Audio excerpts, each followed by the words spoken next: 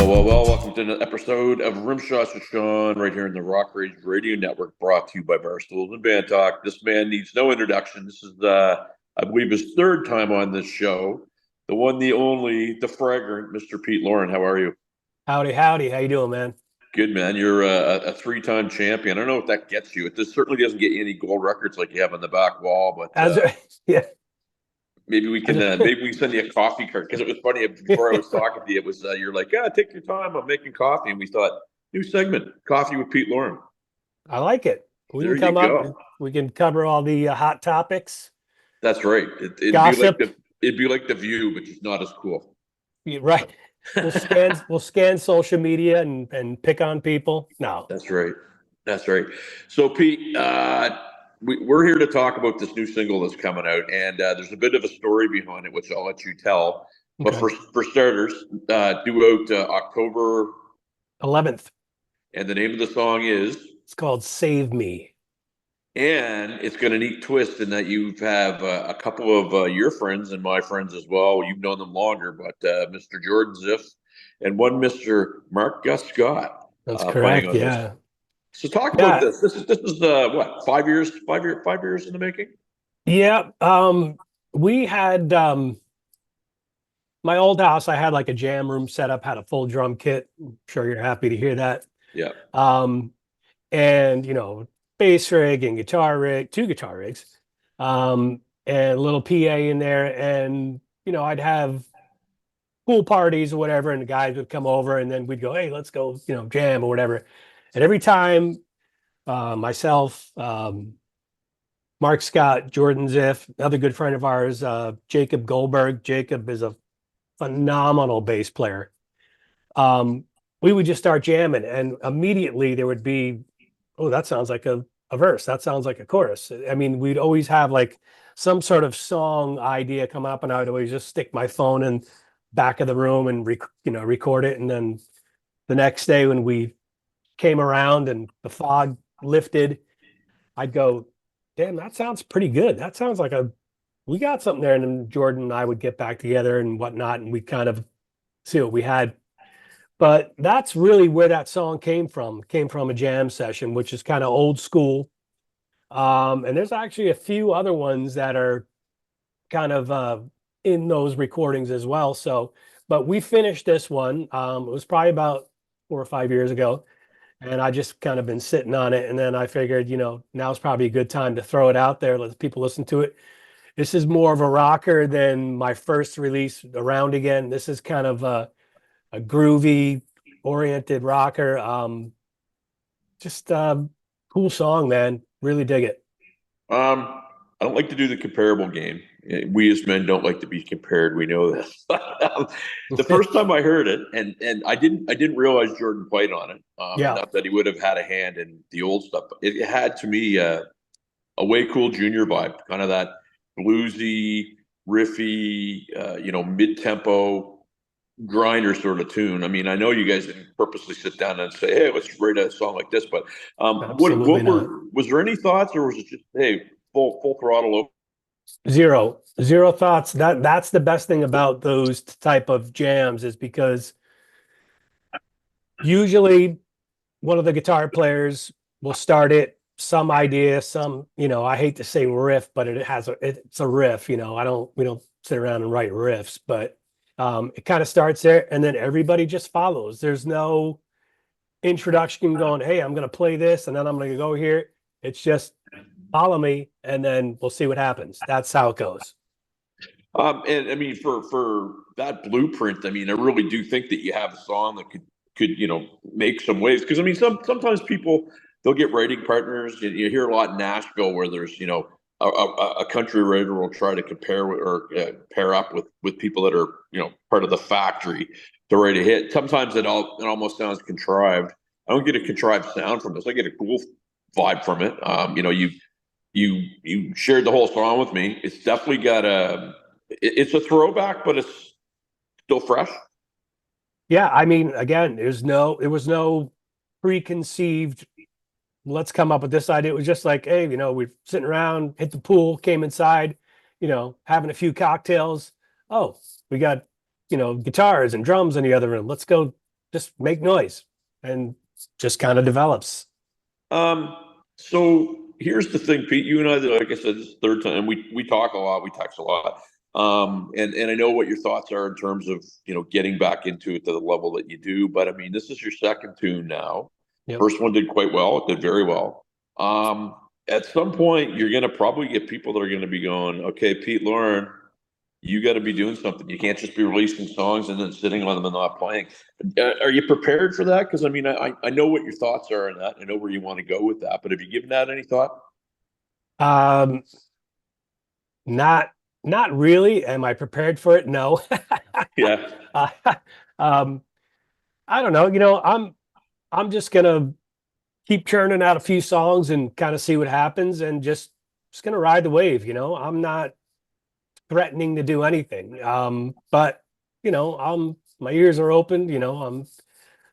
I'm open to ideas if anything comes up. We'll see. I don't know. I don't really I'm have an here, answer there.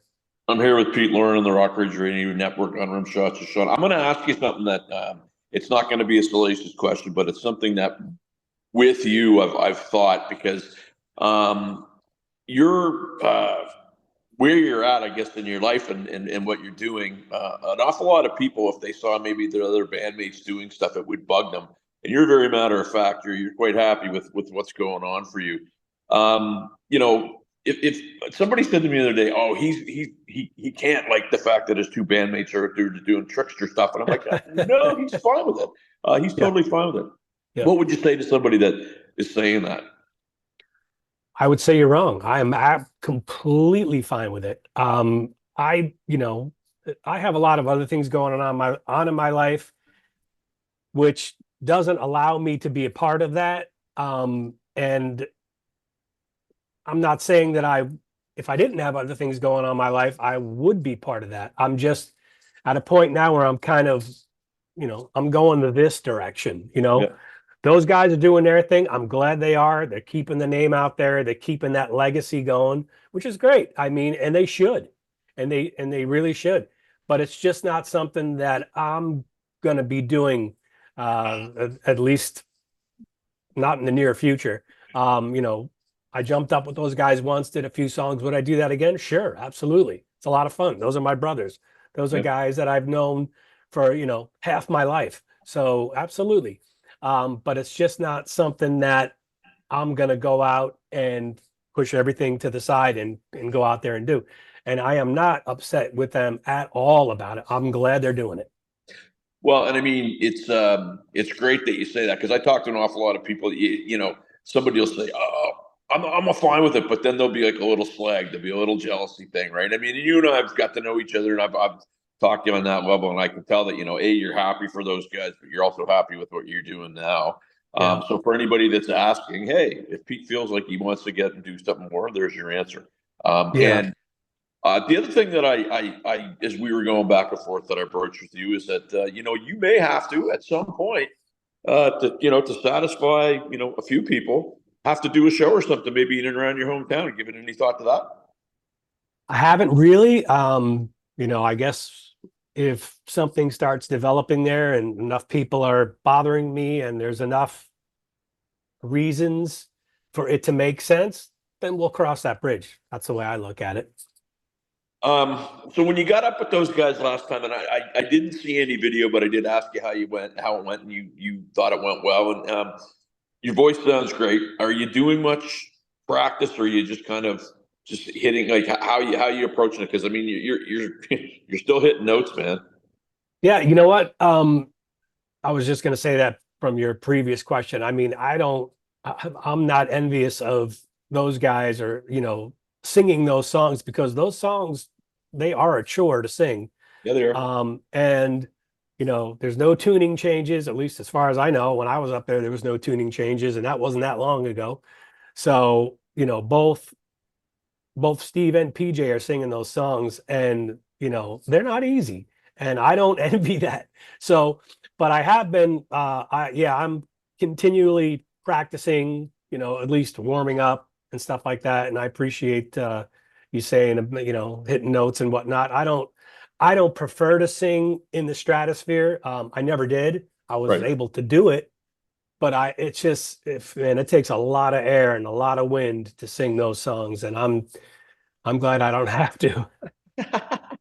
Well, and it's funny because you hear singers that sing like that. And I mean, a couple weeks ago, Arnell from Journey. I mean, Yeah, what's that guy had like 8,000 amazing shows and one yeah, semi-amazing show. And all of a yeah. sudden he's got to atone for his sins of, one bad note and a 30-song performance, which to me is ridiculous because people don't understand for singers, man, what's involved in everything. Like when everybody else is being a Yahoo and drinking beers or whatever, you got to kind of rest your voice. What are your thoughts on, I guess, how people hold singers to that level, like yourself with the high register, a guy like Arnell, a guy like, I won't mention some other guys that we've talked about, but what are your thoughts on that? It's hard. It is for people who give guys crap that were singing songs 30 years ago in the stratosphere and now they don't sound exactly the same. Guess Yeah. what? You can't run as fast as you did 30 years ago. You can't lift as much weight. You can't do all the physical things you could have done 30 years ago. It's a muscle, and it takes a lot of breath and a lot of control to be able to sing like that. And guys that have done it 30 or 40 years ago, they're not going to sound the same. It's physically impossible. Some guys sound really good. Some guys have to bring the tuning down a step, half step, a full step, whatever it is. They're trying. You got to give them props for that. It's not easy. Some guys probably shouldn't be doing it anymore. And then there's guys that are, in their late 50s and or 60 or whatever, and they still sing with power, range, but it's not easy. It is, and those guys are far and few between. Yeah, and I think it's funny because, in particular, male musicians. I had a friend that talked about, he was talking about being at the soccer field, and some of the soccer moms were trying to keep up with the younger women, and I was like, well, I thought about it, and it's like a lot of musicians that are older try to do that because these young kids are coming out now with, different sorts of tricks and sorts of things, and Yeah, and the older guys just kind of, why not just be yourself, right? Because they're, it's an evolution. Like, when Trickster came out and when I was playing the bars, we were emulating, the Motley Crues and that types yeah, of thing, right? yeah. Hmm. Do you think it's just kind of like somebody needs to have a chat with people and just go, you know what, guys, just do your thing and don't worry about this next generation. You know what I'm saying? Yeah, I mean, I don't know. There's nothing can really do about that. Some guys are super competitive. They've been their whole lives. I know plenty of those guys that are musicians. I mean, a lot of those guys too, they stay in shape. They try to dress right. I mean, because they're getting up there on stage in front of people and they feel obligated to look a certain way, dress a certain way, whatever it is. And that's cool. That's totally cool. Um, Trying to keep up with the younger guys, I don't know. That's tough. I mean, you see some of the bands from back in the day are sticking in new singers when they lose their old singer or Yeah. whatever it is with younger guys, and I see that as maybe a trend. I don't know. We got the younger guy in there singing the old songs. He can hit all the notes.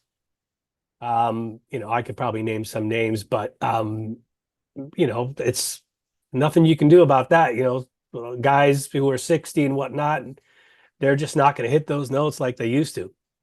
Yeah, the one freak of nature that when I see, I sit there and go, "Geez, I'm feeling awful old today," and then I see Tommy Aldridge put a video out, and you go, Yeah.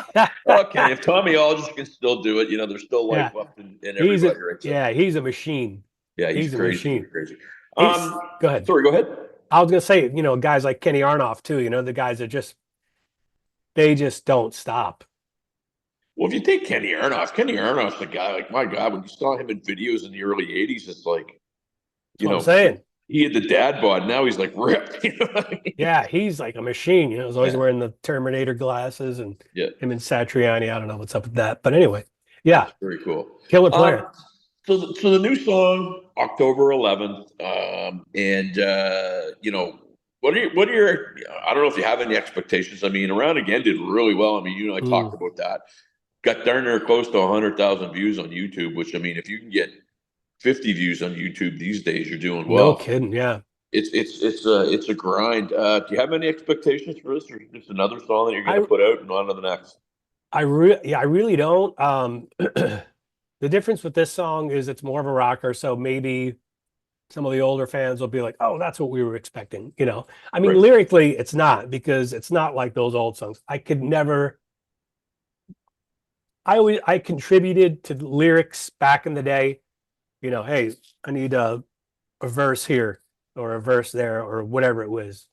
I was already writing lyrically to what was already given to me, in the song. So I would obviously stick with it. Um, I could never write songs like some of those songs, I'm not going to say any lyrics, but they're for guys that were, in their early 20s or whatever it is. So I don't write lyrics like that. I certainly wouldn't now. Um, but for Save Me, it is more of a rocker. Lyrically, it's a little bit, I guess, a little dark. It's what happened with that song was right around when Chris Cornell passed, Mm. and that hit me pretty hard. I don't know why. For some reason, that really struck a nerve in me, and I felt the whole thing just kind of bothered me. So really, that's what that song is about. It's about him and those last moments and whatnot and all that transpired. Um, Made a video for the song, completely left of what the lyrics are telling you. It's actually my girlfriend's in it. I'm in it for just a little bit, but it's just more of a fun thing. Somebody's lip syncing, playing air guitar to a song they're totally getting off on. So it's a complete departure from what the actual lyrics are. Um, but um, once that gets released, is there more? Yeah, I think there's going to be more. I'm back writing with um, Rooster, who co-wrote Around Again. Him and I have a few songs kicking around already that are shaping up to be pretty cool. So we're going to get back at it, and I'm going to throw a couple more out there. We'll just see what happens. Well, so there's nothing in the bag recorded yet, then, right? Not yet. Nope. Okay. And you mentioned lyrically, in hindsight being 2020 and knowing the way things would shake down, would a band like or a song like 17 have been written? You know what I mean? Had those guys ever, you know what I mean? Like, Yeah, so, that's got to be a tough one to sing. I mean, these days for sure, because everybody's up your ass. oh You my. got to say something wrong, and we're going to cancel your ass. Well, That's a that's the tough one. thing. There's several songs from back in the day that, I forget the one guy's name, but he was talking about some girl and she's only 16 years old. The video was super creepy too. Um, God, That I can't wasn't remember the name of it. Benny Margonis or whatever his name was. Yes, I think it is Yeah. maybe. Yeah. Wow, that's like, how did we not totally go Yeah. whoa, what's happening here, buddy? Well, then it is funny. So, and lyrically, some people just write. I mean, I remember Brian Johnson from AC/DC saying, "No, I'm just looking for something to rhyme," and then some people do get lyrically in depth, and Sure. so you never know. So going forward, again, October 11th is coming out. I know you're hitting the ground running, pushing this thing because we've been talking about what you're looking to do. What can you tell people about how they're going to find it, where they're going to find it, all that wonderful stuff? Well, I'm going to be pushing everything out there on my socials, of course, my Instagram, my Facebook. I am on TikTok, pathetically, with not much going on there because I really don't know how to use it. I'll get there, but I'll push all links to everything. It's going to be on all the streaming platforms. The video is going to be on my YouTube channel. I'll keep reminding everybody about it. We're doing awesome interviews with folks like yourself. So I'll do my best to make sure that people know it's out there and where you can find it. And TikTok is hilarious because I remember a number of years ago, my daughter at the time, I think she was about 13, and she did a video on TikTok. And she got 10,000 hits in about 20 minutes, and all she was doing was some stupid dance with her friend. It was Oh like, my come on, God. you know what I mean? So anyway, it's you just never know what's going to resonate. It's Look, man, I want to crazy. thank you for doing this, and obviously, we'll be helping you push this thing, and everybody Appreciate it, go man. while you're waiting for the next one. go and revisit Around again because it's a great tune and it's still out there gaining some steam. And Exactly right. close the door. You always leave the door open. Yeah, I appreciate it, man. And I'm gonna try to do stuff besides music too with my YouTube channel. I think I'm gonna get into a little bit of analogy on some music here and there and stuff that I like and why I like it, and try to expose some of it to people that might not realize some of these really cool singers and music and stuff is there. So I'm working on some stuff. Well, I'm going to chat with you once Go we ahead. stop recording on something here, because I'm sure you'll know what it is. But I want to thank you for doing this, Pete Loran, Rim Shots with Sean on the Rock Rage Radio Network. Stay awesome, my friend. You too, bud.